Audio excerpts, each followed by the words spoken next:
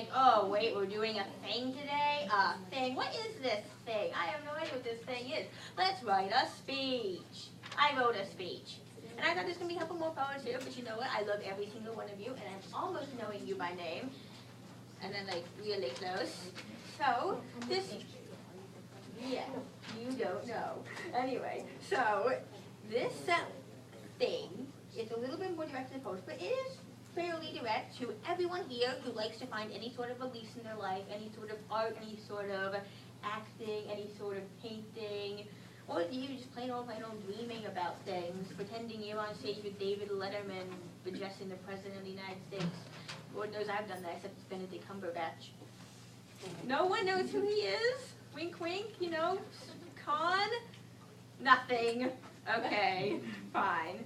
So this is some advice on how to write a poem, Maya style, which is different than everyone else's poems. Maybe I should use the microphone. Okay, so find an emotion that's not just love. I already totally beefed on Chris about how love is not a decent thing for a poem. Sure, don't do it on happiness or sadness or hope, especially not hope. Listen, people, hope has been overdone since the Middle Ages. In fact, before the Middle Ages, from the Dark Ages and Napoleon Bonaparte and his, Helena, whatever, right? Just don't. You need to find an emotion.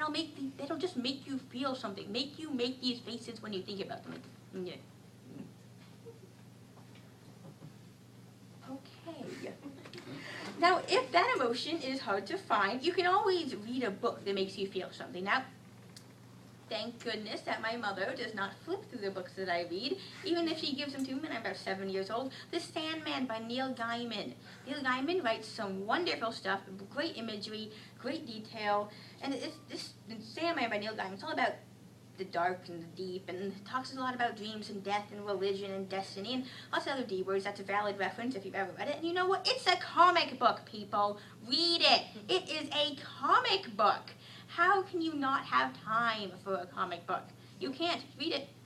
And it's at the Salinas Public Library. It's at the school library, the Salinas School Library. Great book. Right. So, how to write a poem. You gotta sit down, relax, lose yourself in the writing, and talk it over with yourself. As I said, Benedict Cumberbatch, thank you for listening to all my poems in my head. Okay. So, just feel what you're writing. Lose yourself, as I said.